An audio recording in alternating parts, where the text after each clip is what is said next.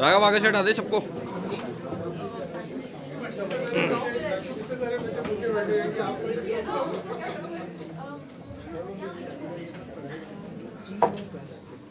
Now the island nation has a new government who will improve their plight. This week, Drew Ambrose examines one of the great challenges facing Sri Lanka, the forgotten widows of war.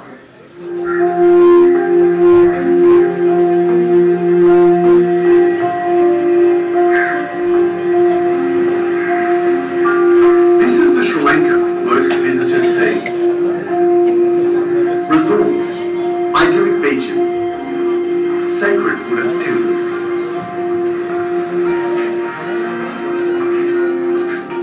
1.5 million tourists visited Asia's hot new destination last year.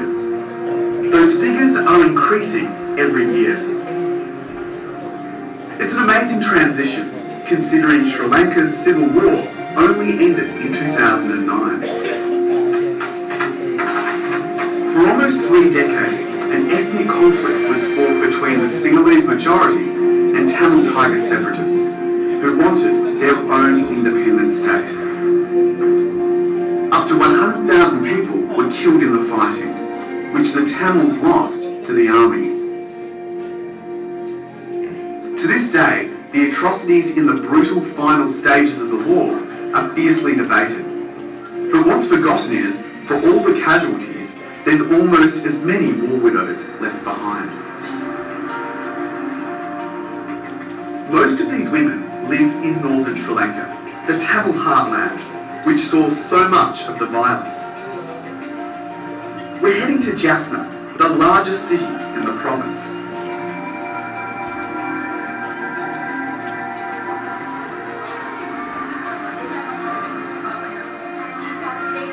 Masalamani Jayalakshmi is a widow who lives at the centre of a thriving fishing community here. Life is harder compared with during the war. During the war, there were people helping each other out. Now it's very difficult. We're all women on our own with no one to help us. Her husband and son were fishermen, but both were killed in the shelling. Now Masalamani has to work to support herself and what's left of her family. Every morning I come here early to wait for a fishing boat to bring in the catch. My job is to sort the fish into various sizes from the nets. Today, the fishermen have brought in a big catch, so she'll have plenty of work until the early afternoon. In return, she'll receive $2 and a few fish. But it's far from reliable employment.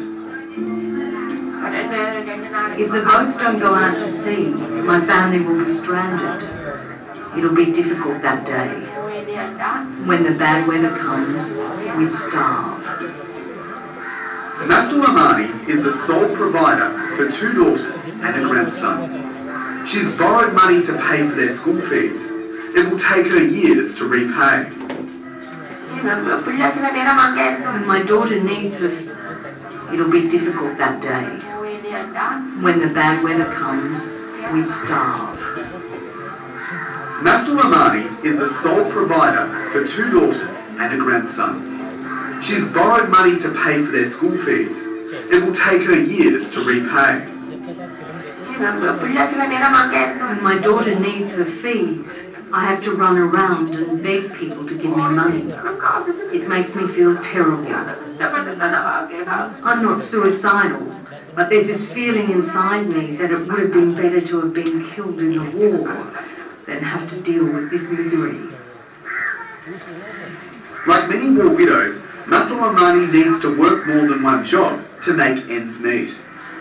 2 weeks ago, she opened this shop using contributions from the local community. She's fighting hard to secure her future, but her first attempt at opening a store failed. This shop has to be a success. I can't depend on fish. If it fails, the difficulties and hardships are unimaginable. Before the war, when my son and husband were out at sea, we were thinking of buying a big boat, then a bigger boat. I never dreamt I'd be so downtrodden. I had this stall while other families have men and boats. Masalamani wishes there were more government schemes to help widows support their families and get businesses up and running. I think there should be more government support for households like mine. We need help. So far nothing has been done. If the government doesn't look into this, nothing will change for us.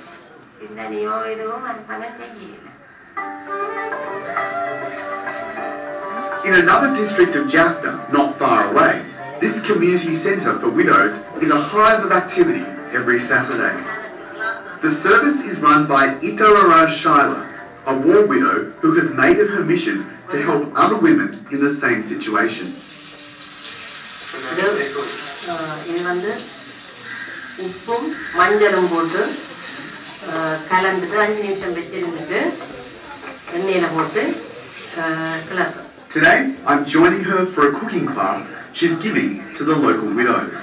என்னன்னு சொன்னா நாங்க இதை வந்து எங்களோட பெண்களுக்கு வந்து ஒரு வருமானத்தை எப்படி சொல்றதுக்கு அவர்கள் வந்து என்னன்னு சொன்னா இதுல வந்து அவங்க பிள்ளைகளுக்கு வருமானமாக இருக்குது, சேமிப்பு திட்டங்களை வந்து கூட தொடர்ந்து செய்யக்கூடிய மாதிரியும் இருக்குது, இதுல வர லாபங்களை எடுத்து. These women often prepare food like this prawn pickle paste, which they sell at the market. It's a small-scale business, but their efforts are generating a reliable wage for more than 100 widows with few options.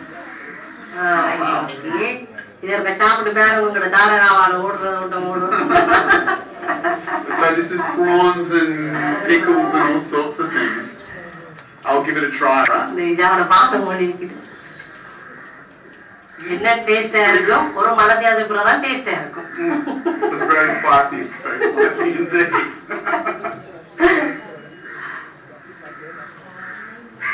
Good. The centre is doing more than providing cooking classes. Each widow here contributes a bit of the money they earn back to the centre. And with that pool of cash, the centre can give out small loans to the widows for business initiatives and family emergencies. Impressed by their financial management skills, Finland now provides them aid. Our collective was solving our own problems. NGOs were wondering how we were surviving. But when Itararaj first started this service, it wasn't easy. Many widows were afraid to join because they faced intimidation from the community. It's tough for widows.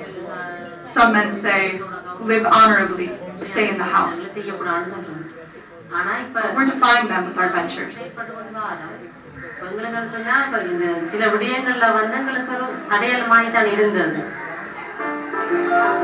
Itararaj has travelled to other parts of Sri Lanka and even Nepal to teach war widows how to empower themselves. She says if any help comes for widows, it does so at a grassroots level. There's no unity. The challenges facing widows in the East are different to those in the North. Small community groups compete with each other for money. Another way she helps widows is by making house visits to listen to their problems. Because of the war, my mother became a widow. I'm a widow. My sister is a widow. My daughter is a widow.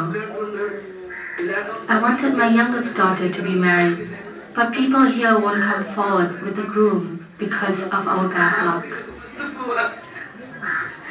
These are problems Itararaj is familiar with.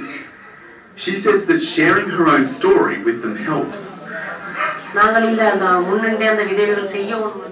try to boost their morale.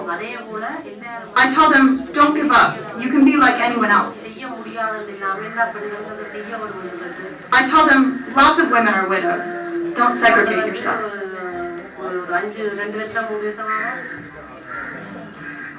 Itararaj's husband was a fisherman who was killed at sea by the Sri Lankan Navy in 1994. It angers her that only widows on the winning side of the conflict, the Sinhalese, receive any financial assistance. If their people are dead, they receive aid. But we're getting nothing. We're getting no support. There is action being taken to get aid for the Sinhalese widows. They're getting houses, but no one is helping the Tamil widows with support.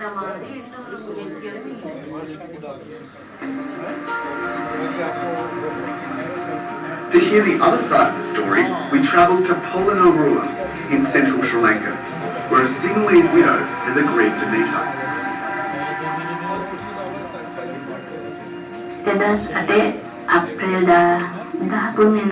My husband died on April 13, 2008. My youngest son's birthday. That morning, he called me and talked to our son. He was ringing from a lookout in a big tree, 200 meters from the front line. When he climbed down, he was shot dead. I only found out that afternoon. Aruna Kanti Atalda was married to a soldier in the Sri Lankan army. Since his death, she receives a monthly pension. Aruna lives on a compound with her husband's family. Many widows like her won't remarry because they would lose half the money that they receive. When my husband was alive, he told me not to remarry because I would not get his salary and would not be able to look after the children. I will never break that promise I gave to him.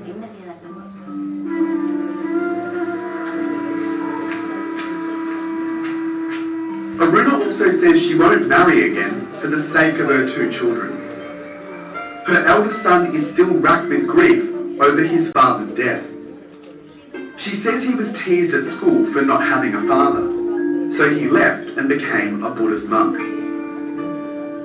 Aruna can only visit him once a week at his monastery. She has allowed an extra visit today because he has the flu.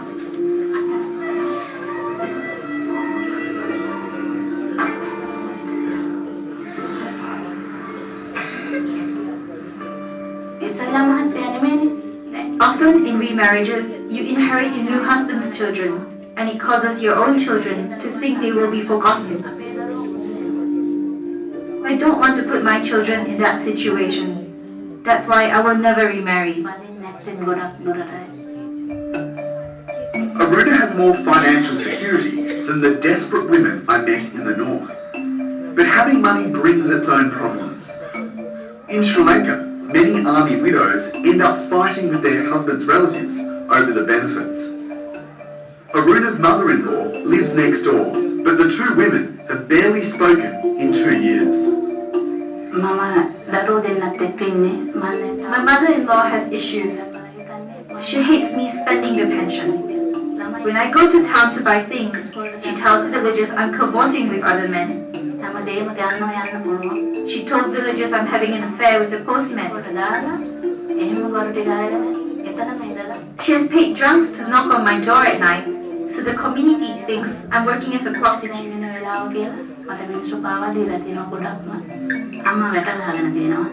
I can't go to my husband's grave because of my mother-in-law. There is a fence around the gravesite, and I'm not allowed to visit. With my colleague Manel, I decide to pay the mother-in-law a visit. She has lost not one, but two sons, and is proud to show me the graves of the fallen soldiers. I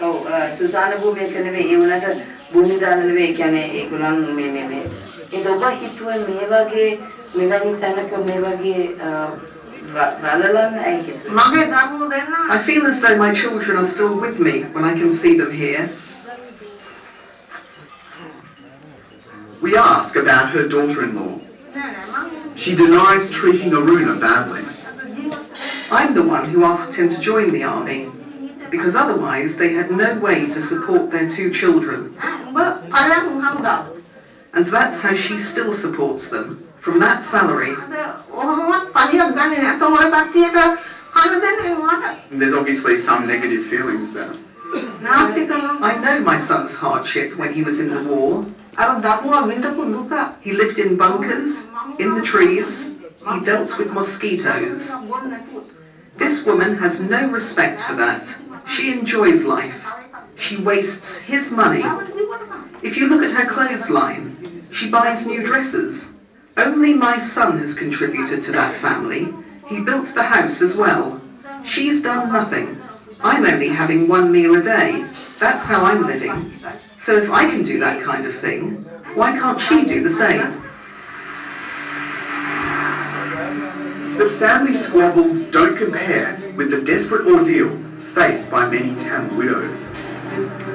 We're heading to the north coast, on a highway where until recently, checkpoints and soldiers were stationed every few kilometres. The heavy military presence is now gone, but there's still this sense of two Sri Lankas. One, the paradise of the tourist brochures. The other, war-ravaged communities, like Mullaitivu.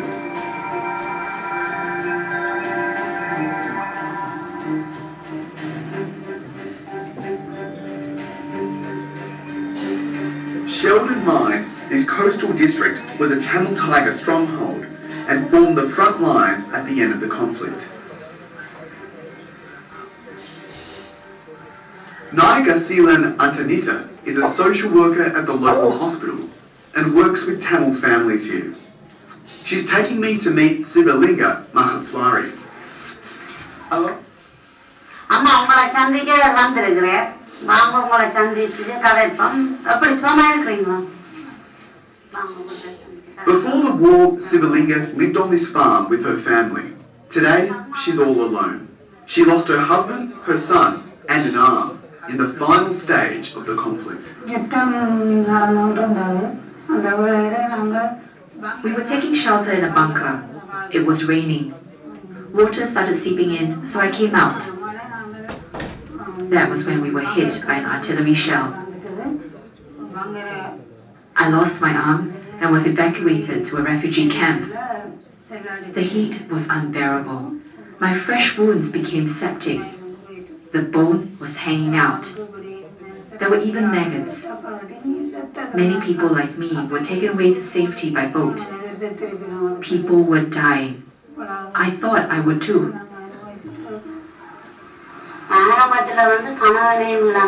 She lost her husband, a grown son, and her arm. She became very depressed. With therapy, we've helped her deal with her depression. And now she can take care of herself. But she can't earn an income. 1 in 10 Tamil widows has a disability like Sivalinga, according to the local government. I was given better housing by an assistance group, but it was taken away because I'm single and families were the priority. I got $180 compensation from the government to resettle, but since then, there's not enough help. You don't have a limb and you don't have your husband. How hard is life for you? I can't work. I can't even comb my own hair. I have brothers, but they are struggling too and can't help me. Every month, she receives just $2 in government assistance.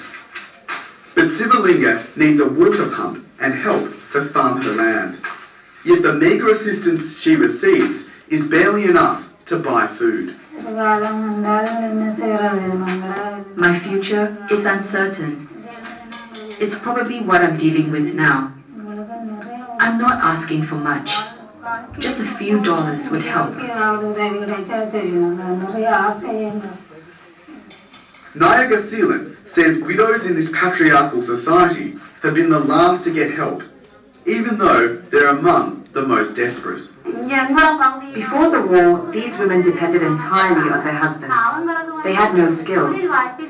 As widows, they struggle because there have been no programs to teach them how to fend for themselves. Their problems are not properly understood by the government and NGOs. As a result, they're often scammed and taken advantage of. Who's to blame for this situation? Of course, the war. But if the governments and NGOs had given widows the training and skills they need to survive on their own, then life could have moved on for them. But no one in civil society has shown interest in helping or even understanding the plight of war widows.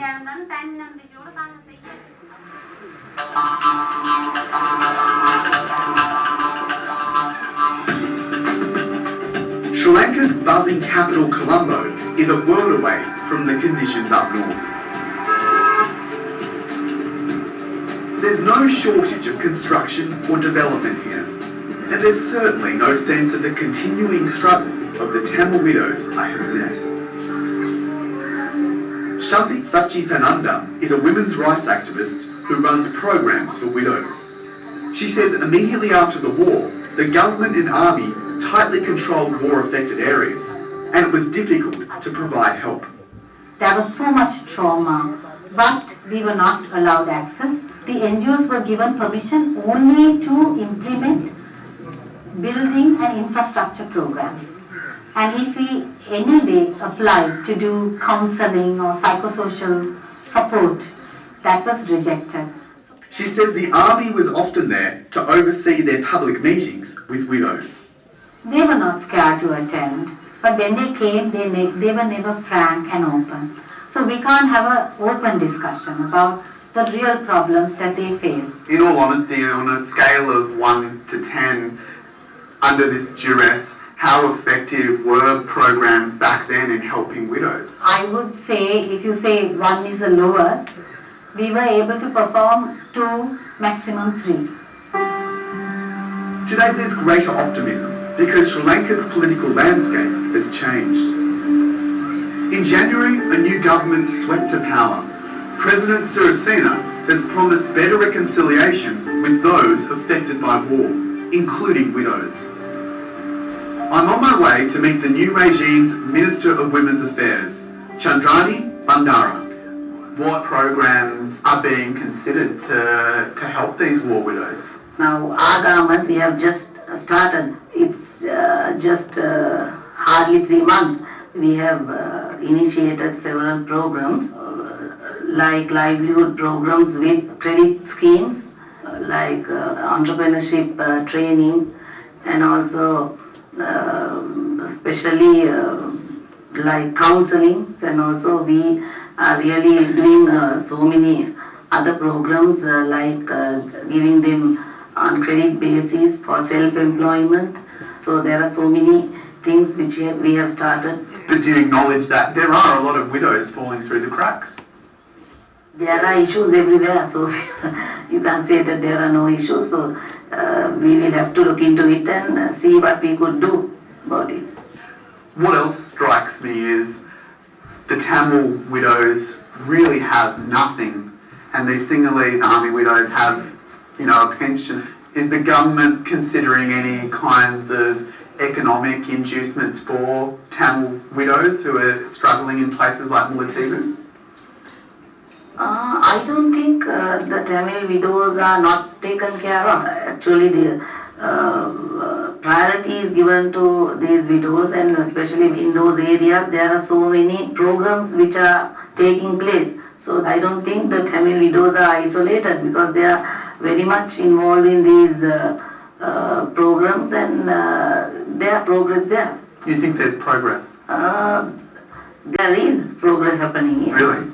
I think we will have to do a bit more work, but we are planning to strengthen those programs a little bit more and see that they have a better life.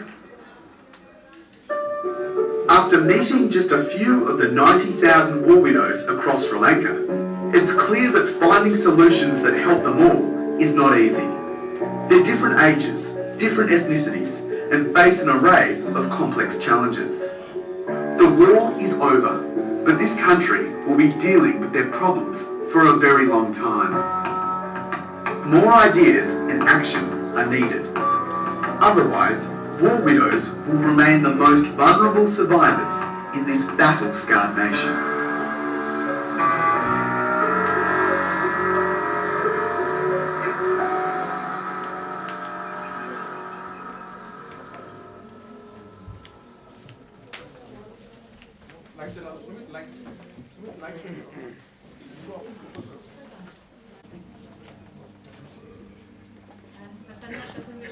May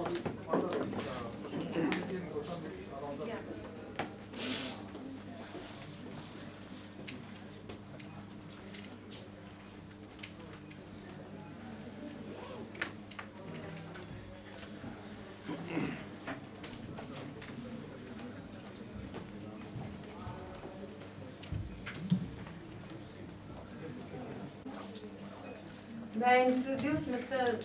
Venkatramani? He is a designated senior advocate and he is a member of Law Commission also. And above all, he is a very brilliant person. He was a few months back at Sri Lanka to address the entire nation, the entire Sri Lanka, the law faculties of Sri Lanka about a constitutional issue. So I request Kulkarni to please come and welcome Shri Venkatramani.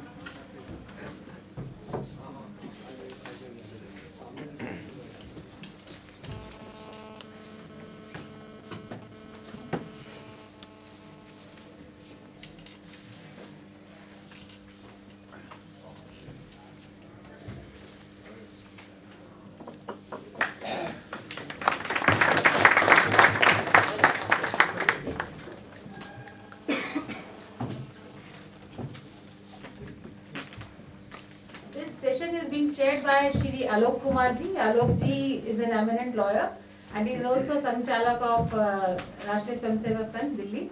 And I will invite Alok, who is a professor of law at Faculty of Law, being the same name, to please come and welcome Shri Alok ji.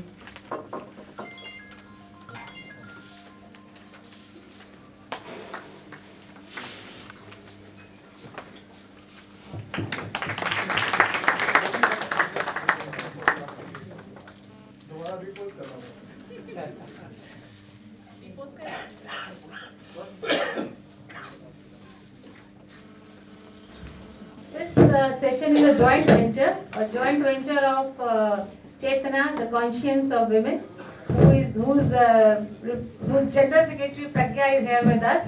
So we together, Chetana and HRDI together are conducting this session. So I'll request, we'll start with the words and with sharing. I would request Mr. Venkatramani to please come and share his ideas about the fact as to what is the conflict basically, why was there so much of unrest, and how that conflict has resulted in so many casualties and finally so many views. So I am inviting Mr. Venkatramani to please come and address the event.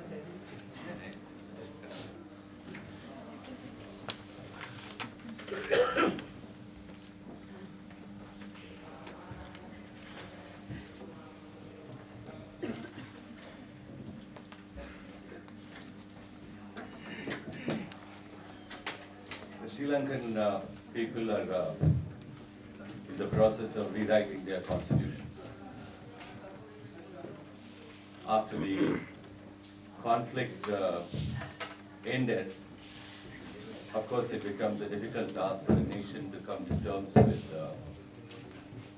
what are called gripping realities, which has haunted its life for more than 3 decades. When I was there in Sri Lanka a couple of months ago, I had occasion to meet several people, including lawyers, judges, and some parliamentarians. And my own association, both as a human rights reader, human rights activist, and as a friend of people in the sense of the term, has been a long time Sri Lankan groups, including to some extent at some point of time with some people who are very closely involved in the LTTE efforts to gain a separate Tamileelam for the Tamil people in Sri Lanka. And in the early 90s, before the unfortunate assassination of our Prime Minister, the question as to what should be a Tamil status was a very vexed question. Like today, of course, in the international human rights dialogue, ever since we started talking about identity and separate statehood or nationhood and things like that. I thought people in different parts of the world, regardless of the conflicts of language and ethnic backgrounds, try to live in a rather accommodative manner. But for a variety of international reasons, social, political, economic, ideological, perhaps sometimes somewhere one sees even the Cold War, Russia and the West. A variety of these factors and the thinking and international law regarding self-determination has also contributed to some element of thinking on how one can articulate an idea of living within a country, a geographical area, but separately. Together but separately. A very difficult subject. And so I'm not here to talk about how a well-meant international or development has led to ethnic conflict in different parts of the world. Sometimes ideologies, howsoever well-conceived they could have been, are very often responsible for misdirections in both nations and life and international relationships. One perhaps need to document it and say how ideologies sometimes wrongly lead to certain very unfortunate consequences. That's a very big subject by itself. But in Sri Lanka, when after the other groups espousing the cause of Tamils, a whole range of them were there, were overshadowed virtually by LTTE. The only language Sri Lanka knew between government and the Tamil people who were caught in the crossfire was the language of violence. And the language of violence thought that the only solution to bring a Tamil status, separate Tamil status, Tamil people. And now we find, as the war, as the conflict, as the equality has ended, the violence of the language of violence, as we all understand today, the language of violence is no solution. The language of violence is no tool. Is no human genius which can solve problems which relating to conflicts of ideology and a wide range of such related issues.